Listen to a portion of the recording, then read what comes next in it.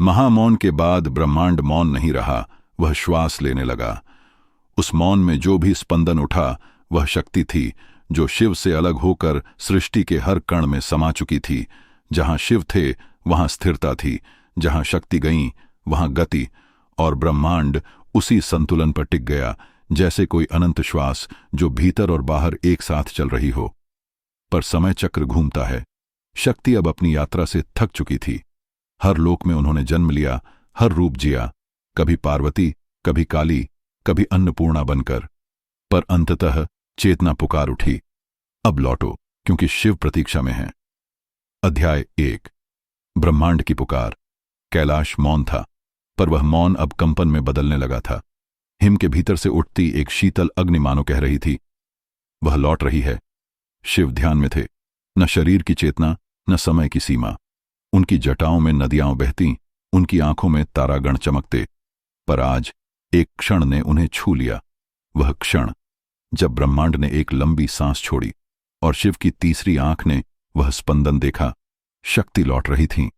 उनका हृदय, जो कभी निश्चल था, अब धीरे धीरे पिघलने लगा। वह मौन जो उन्होंने रचा था, अब संगीत में बदलने वाला था। अध्याय 2।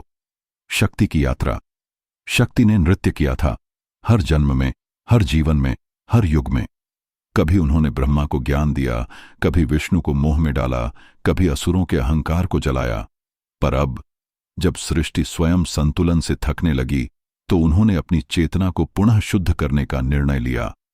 वह चली, न रूप में, न शरीर में, बल्कि स्पंदन बनकर। ब्रह्मांड के पार, जहां समय एक वृत्त बन जाता है और शून्य स्वयं अपनी छाया में खो जाता है, वहां शक्ति ने स्वयं को खोजा। मैं कौन हूं? यह प्रश्न उनके भीतर गूंजा, और उत्तर कहीं दूर से आया, तुम वही हो जो मुझसे अलग होकर भी मुझ में ही हो। वह मुस्कुराई, क्योंकि यह आवाज शिव की थी। न ध्वनि थी, न शब्द, सिर्फ स्मृति का स्पंदन। अध्याय 3। कैलाश पर पहली लहर। कैलाश पर बर्फ पिघलने लगी। वह बर्फ नहीं थी, शिव का मौन था। हर हिमकण में ब्रह्मांड की ध्वनि छिपी थी। धीरे धीरे वायु ने दिशा बदली। नंदी ने आंखें खोलीं, उसकी दृष्टि में आनंद था। वह जानता था, अब शिव मौन नहीं रहेंगे। प्रकृति के हर जीव में कंपन उठने लगा।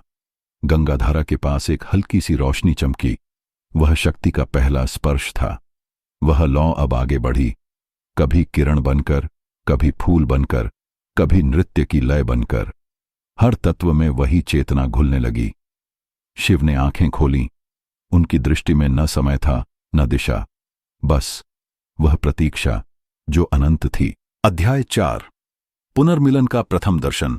शक्ति लौटी, न रूप में बल्कि आभा में। उनका प्रकट होना कोई दृश्य नहीं था, वह एक अनुभूति थी। कैलाश के ऊपर बादल स्थिर हो गए, तारागण झुक गए, और तब एक लहर सी उठी। शिव ने धीरे से कहा, स्वागतम। वह शब्द नहीं, ऊर्जा थी, जिससे आकाश तक कंपन पहुंच गया। और वहीं जहां पहले मौन था, अब प्रेम की ध्वनि बजने लगी। शक्ति प्रकट हुई, नील प्रकाश में, चंद्रबिंदी जटाओं में लहराती हुई। उनकी आंखों में सृष्टि झलक रही थी, और उनके चरणों से काल ठहर गया। प्रभो, उन्होंने कहा, सृष्टि ने मुझे भटका दिया था, पर अब समझ आया कि सृष्टि मैं नहीं, मैं तो वही हूं जो आपके मौन में नृत्य करती है। शिव ने मुस्कुराकर कहा, और मैं वही हूं जो तुम्हारे नृत्य में मौन बनता हूं। अध्याय 5। पुनर्मिलन का नृत्य फिर आरंभ हुआ। नवतांडव, पर यह विनाश का नहीं था, यह था सृजन का नृत्य। शक्ति ने पहला चरण रखा। धरती कंप उठी, पर भय नहीं हुआ। वह कंप जागृति का था। शिव ने डमरू उठाया। उसकी ध्वनि से ब्रह्मांड के बीज पुनः अंकुरित हुए। वायु ने गति ली, अग्नि ने रूप पाया, जल में प्रवाह आया, और आकाश फिर विस्तृत हुआ। हर तत्व अब एक ही लय में था, शिव और शक्ति की लय। नृत्य समाप्त नहीं हुआ, क्योंकि यह नृत्य अनंत है। शिव बोले, यह तांडव नहीं, यह ध्यान है। शक्ति ने उत्तर दिया, और यह ध्यान ही नृत्य है। उपसंहार। कैलाश फिर मौन हो गया, पर यह मौन अब शिव का नहीं, दोनों का था। मौन जिसमें शब्द भी विश्राम लेते हैं और ध्वनि भी जन्म लेती है। जहां पहले अकेलापन था, अब पूर्णता थी। जहां पहले तांडव था, अब लय थी। जहां पहले खोज थी, अब मिलन था। ब्रह्मांड ने पहली बार सांस छोड़ी और उसी से सृष्टि का नया चक्र आरंभ हुआ। जब शिव मौन में थे, शक्ति गति बनी। जब शक्ति लौटी, मौन संगीत बना और उसी से सृष्टि फिर जाग उठी। अध्याय 6।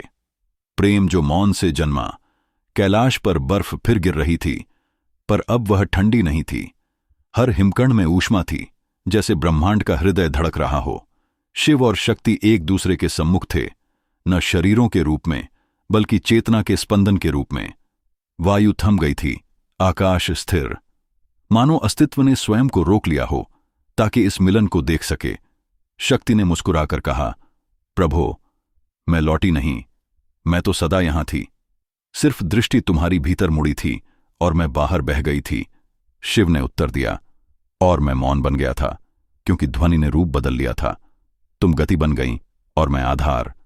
दोनों के बीच एक हल्का सा प्रकाश फैला, न सुनहरा न नीला, बस वह अलौकिक झिलमिलाहट जो शब्दों से परे थी।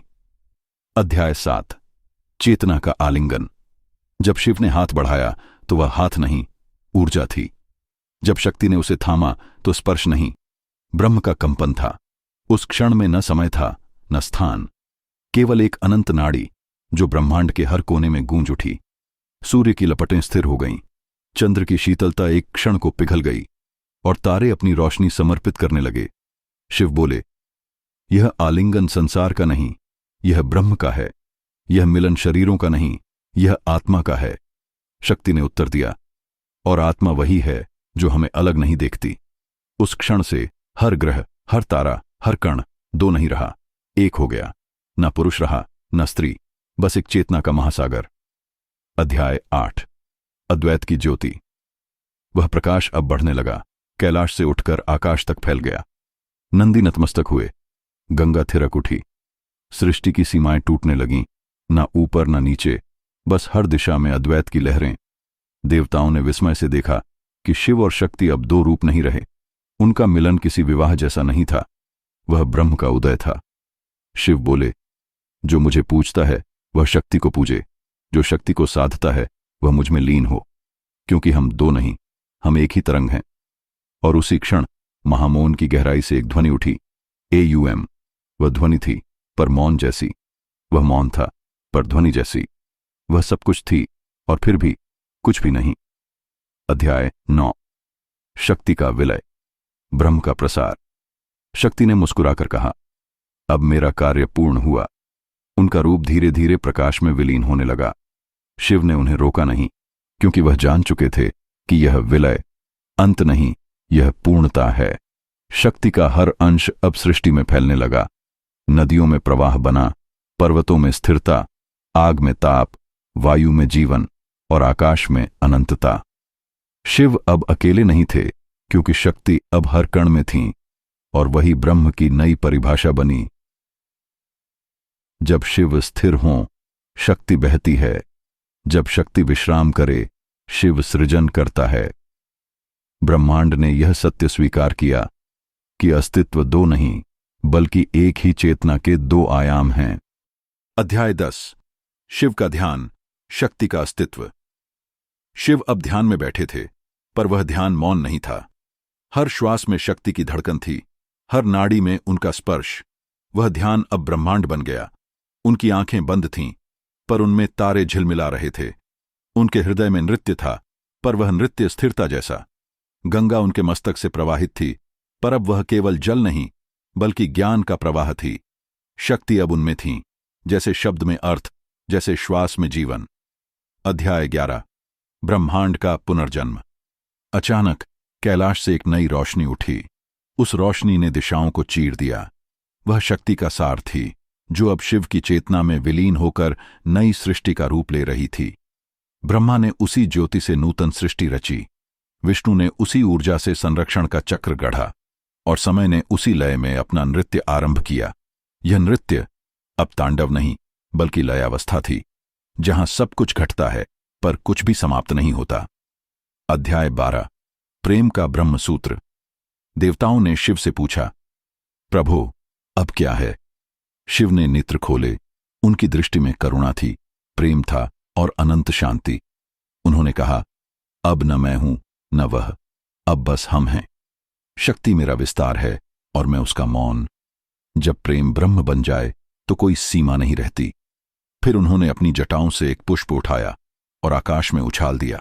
वह पुष्प 7 रंगों में विभाजित हुआ, जो 7 लोक बने। हर लोक में शक्ति की एक छाया बसी। और शिव ने कहा, अब सृष्टि प्रेम से चलेगी, भय से नहीं। अध्याय 13। अंत नहीं, आरंभ। कैलाश अब शांत था, पर वह शांति जीवित थी। हर बर्फ के नीचे ऊर्जा थी, हर हवा में ज्ञान। नंदी ने सिर झुकाया और देखा कि ब्रह्मांड के हर प्राणी में अब शिव शक्ति का अंश है। मनुष्य, पशु, देव, असुर सब उसी शक्ति के विस्तार हैं, पर भूल गए हैं कि वे अलग नहीं हैं।